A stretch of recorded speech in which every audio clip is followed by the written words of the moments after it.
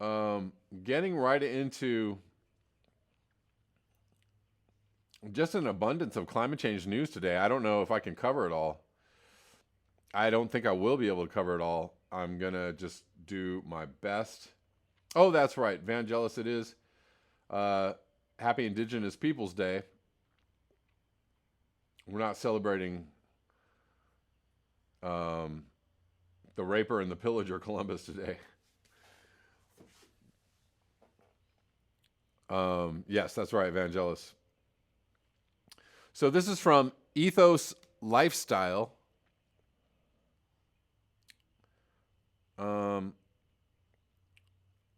A report from livescience.com. Plastic debris is twice as abundant in the deep ocean as it is on the sea surface. Wow. I mean, this is pretty mind-boggling because, we have these huge gyres of trash and plastic in the oceans. There's several of them, not just one. Not just one in the northern Pacific.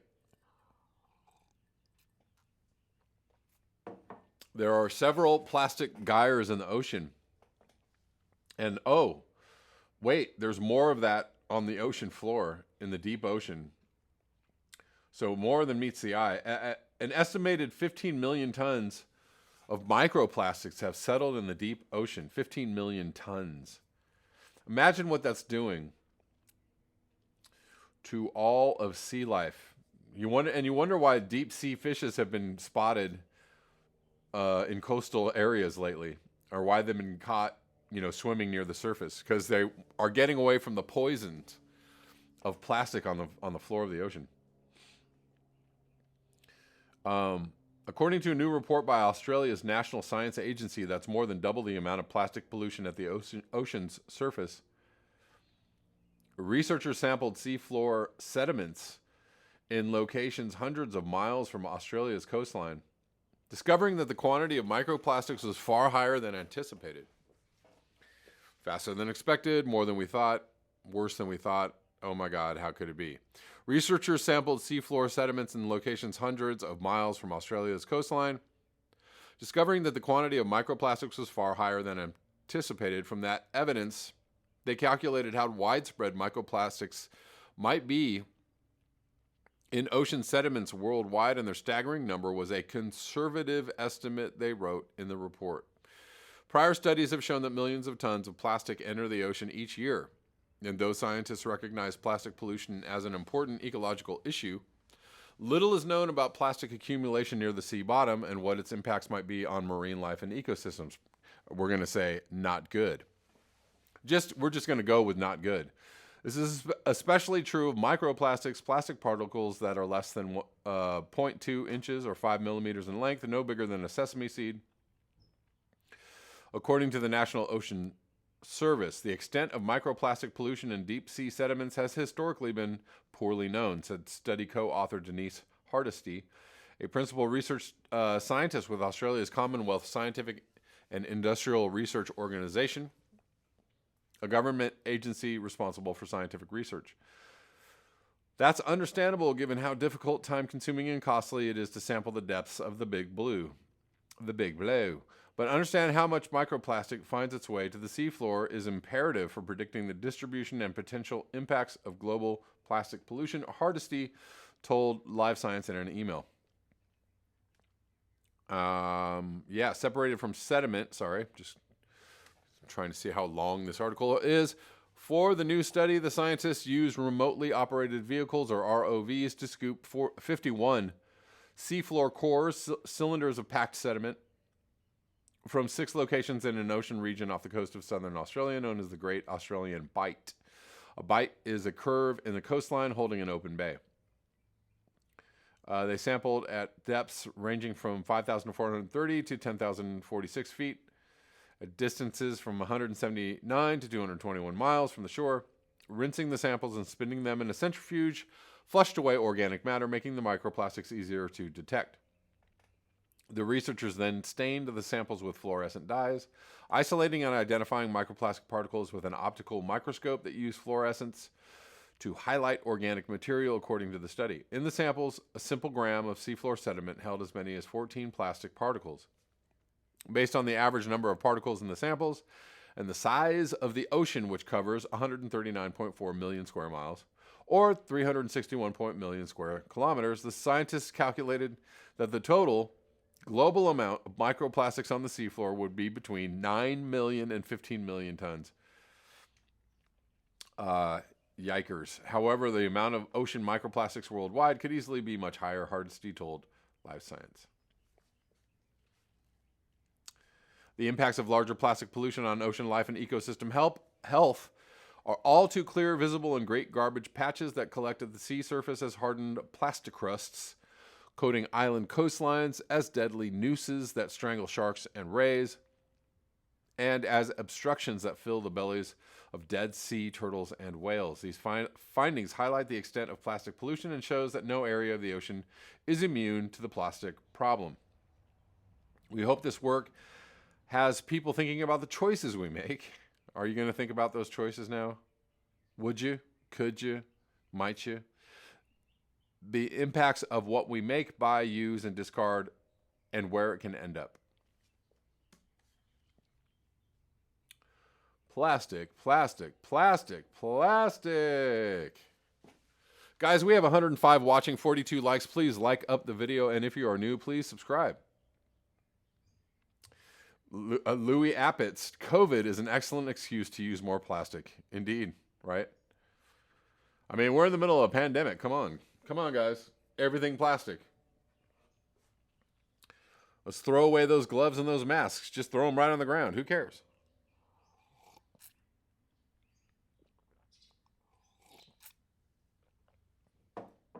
I have my COVID protections is a bandana I put around my face. So I am not using the plastic.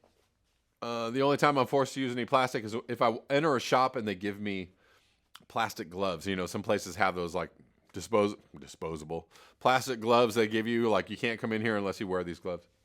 It's only happened once. Otherwise, not using. Yes, Kuro Hikes, I'm finding those face masks. They are everywhere. Not using disposable face masks, using a bandana, which I wash. And there you go.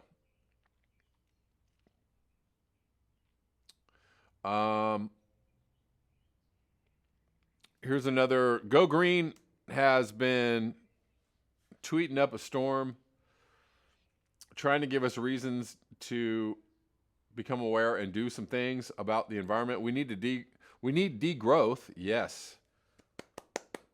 Applause. And an end to both left and right addiction to growth and development on a finite earth. Again, applause. To live within nature's limits.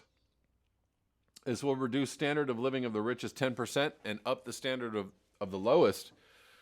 Natural world must be priority just to survive. We'll watch this little film here.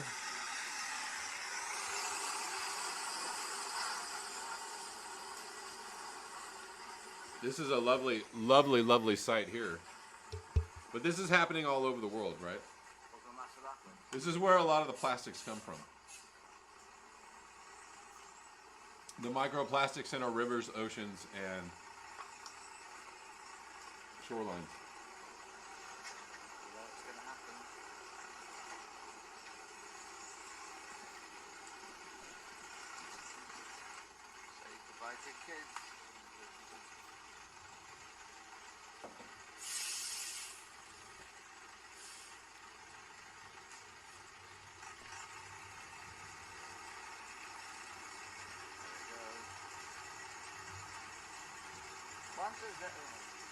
¿Cuántas veces por día?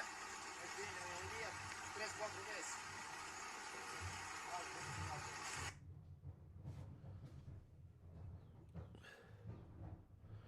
There you go. Just some lovely dumping into a river, just dumping some random garbage into a river, you know. That goes on all over the planet, especially in places where nobody cares. No, there's no rules or regulations. Not kidding you, Basil. Yeah. But this happens all the time. And I'm sure many of you have seen those pictures of, rivers in Indonesia or maybe in the Far East that are just the entire top of the river is covered in plastic bottles, trash, garbage. It's because that's where all the trash goes. Oh, we'll dump it in the river and it'll go somewhere. Salt Lakers, yay humans, indeed. Moving on. This wins the day for me. I've been telling you, I told you about this little thing that people have been doing on social media about how it started and how it's going. And I showed you one yesterday about population from 1937 to 2020, how it started and how it's going, and carbon dioxide as well. This is a good one here. How it started. This is 10,000 years of carbon dioxide. How it started and how it's going. And, nobody really needs to make these memes anymore. This is just, this is the only one that people need to see. The only, how it started and how it's going. The only one that people really need to be, curious about or worried about. And so, we can end this little fun game that everybody's doing. Anyways, pretty stark. this is 10,000 years of carbon dioxide. So here's, 1,000 years ago. Or the year, 1,000. And then here we are now. Blip. If you're wondering where we're at.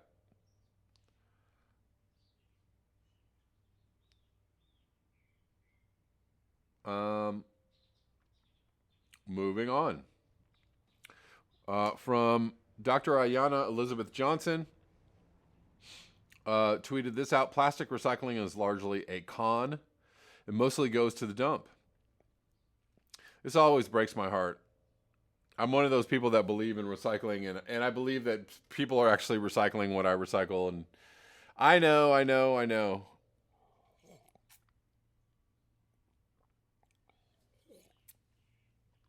In 1989, oil and plastics executives began a quiet campaign to lobby 40 states to mandate that the recycle symbol appears on all plastic, even if there was no way to economically recycle it.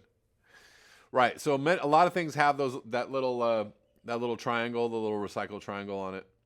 I don't think I'm going to read this whole thing, but we'll get into it a little bit. How big oil misled the public, or misled? They also misled the public too into believing plastic would be recycled.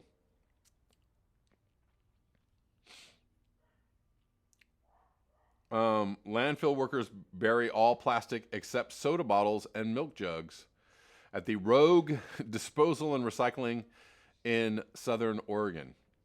So that's what they're doing with all the plastic. They do soda bottles and milk jugs, and basically everything else gets buried. Laura Liebrick, a manager at Rogue Disposal and Recycling in Southern Oregon, is standing on the end of its landfill watching an avalanche of plastic trash pour out of a semi-trailer, containers, bags, packaging, strawberry containers, yogurt cups. None of this plastic will be turned into new plastic things. All of it is buried. To me, that felt like it was a betrayal of the public trust, she said, and I agree with that. That is a betrayal of the public trust, because you're telling people, oh, recycle these things and we'll do something good with them. Nah. I had been lying to people unwittingly.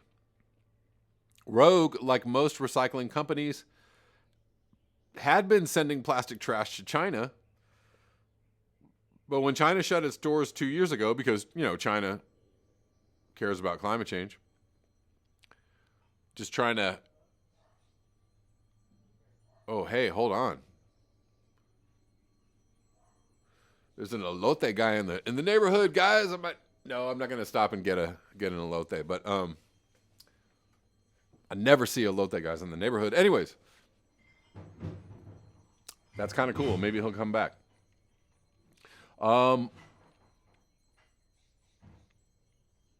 I remember the first meeting where I actually told a city council it was costing more to recycle. Hold on one second. Let me go back. So China shut its doors 2 years ago. Liebrick scoured the U.S. for buyers. She could only find someone who wanted white milk jugs. She sends the soda bottles to the state. But when Liebrick tried to tell people the truth about burying all the other plastic, she says people didn't want to hear it. Please, please, please don't. No, I don't want to hear the bad news. Oh my God. Because I might actually be forced to think about it and do something about it. And I don't want to do that. I just want to be comfortable and go back to my Netflix show. Please.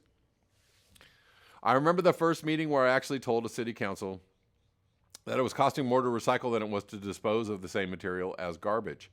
She says, and it was like heresy had been spoken in the room. You're lying. This is gold. We take the time to clean it, take the labels off, separate it, and put it in here. It's gold. This is valuable. But it's not valuable and never has been. And what's more, the makers of plastic, the nation's largest oil and gas companies, have known this all along, even as they spent millions of dollars telling the American public the opposite. Ugh. Are you depressed yet today? NPR and PBS Frontline spent months digging into internal industry documents and interviewing top former officials. We found that the industry sold the public on an idea it knew wouldn't work. That the majority of plastic could be and would be recycled, all while making billions of dollars selling the world new plastic. The industry's awareness that recycling wouldn't keep plastic out of landfills and the environment dates to the program's earliest days. The industry's awareness dates to the program's earliest days, we found. That was just a really, really long sentence there. There is a serious doubt that recycling plastic can ever be made viable on an economic basis. One industry insider wrote in a 1974 speech, good God. Good God. They knew, they bullshitted us, everybody, everybody's going green. Everybody's recycling these days, We're just taking that plastic and putting it in the recycling bin and everything's going to be fine. Guys, we recycle it. Recycling is going gangbusters like never before. Or not at all. If the public thinks that recycling is working, then they are not going to be as concerned about the environment. Larry Thomas, former president of the Society of the Plastics Industry. And that is why, actually, hold on one second, known today as the Plastics Industry Association. And one of the industry's most powerful trade groups in Washington, D.C., told NPR. That's why, guys, it's very important to just not buy the plastic. If you can, it's very difficult. I can't reiterate this enough. It's very, very difficult to not buy things that involve plastic. But if you can avoid plastic, do it. If you can buy something that comes in a jar instead of a plastic container, buy that jar. In a box, that is with as little plastic as possible. I try to buy things that come, completely wrapped in paper or wood or cardboard. It's very, very difficult. It's really, really hard.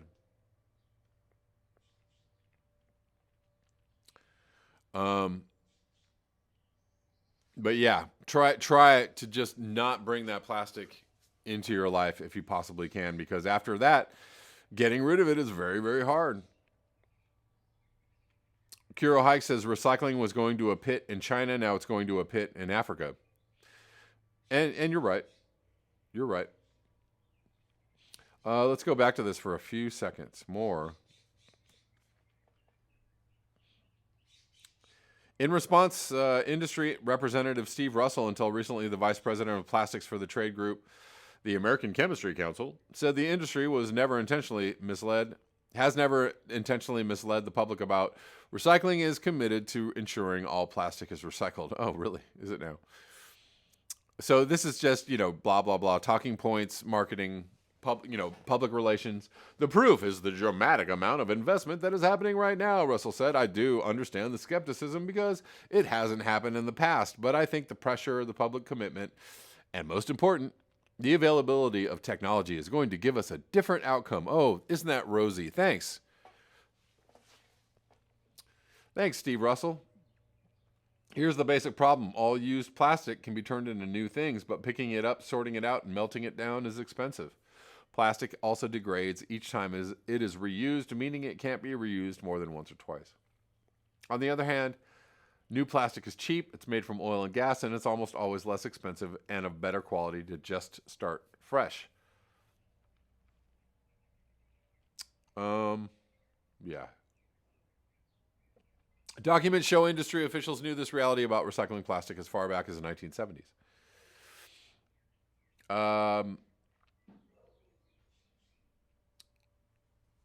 And industry companies spent tens of millions of dollars on these on ads and ran them for years promoting the benefits of a product that for the most part was buried, was burned, or in a lot of cases wound up in the ocean.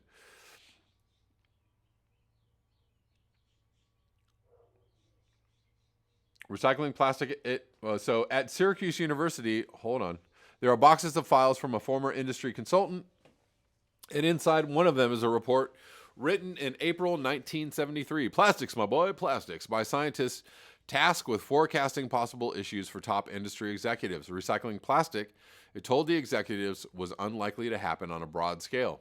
There is no recovery from obsolete products, it says. It says pointedly, plastics degrade with each turnover.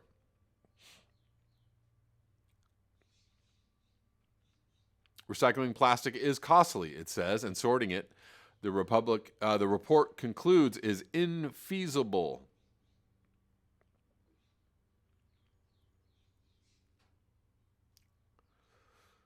This is actually a fairly long article, which I'm not going to read, but you guys know where this is all going. You know where this is going, but this is way more in depth than I thought, which is good, which is a good thing. Maybe somebody will read this whole entire thing, and you can too. It's on NPR. But anyways, that's what's happening. Love to recycle. Let's move on.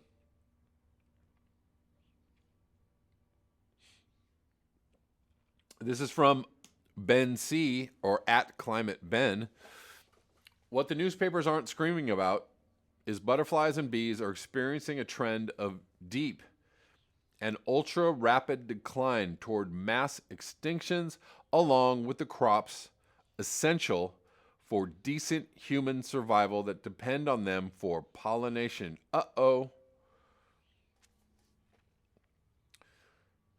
So he links this article from Grist.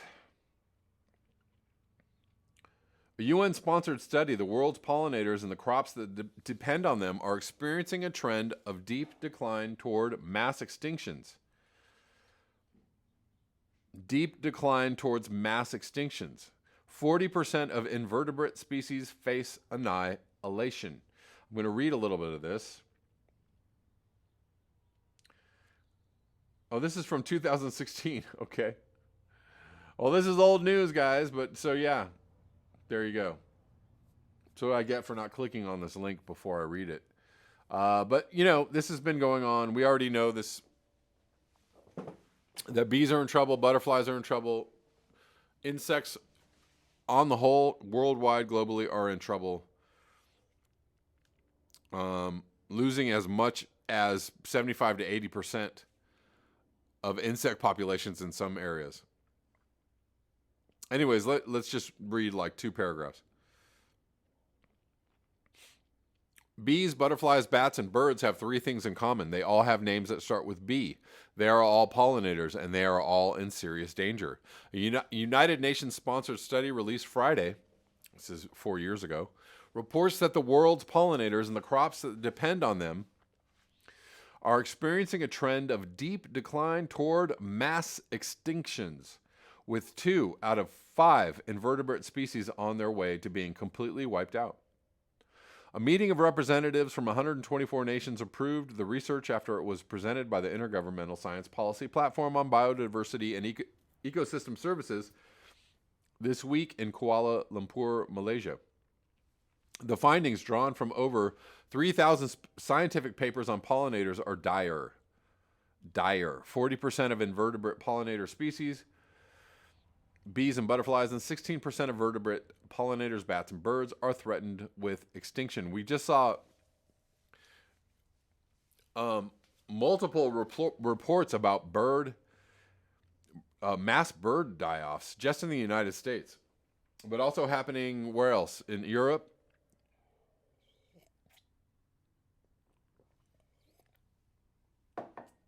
And other areas. Why is this happening? Is it because they're running out of food? Is it because they're facing experiencing climate extremes? What's going on?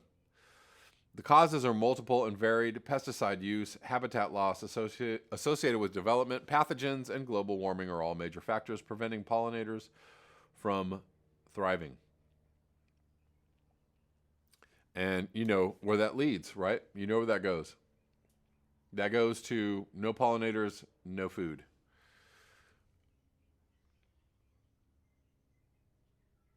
Jody Connolly says, I don't trust the food, air, or water anymore.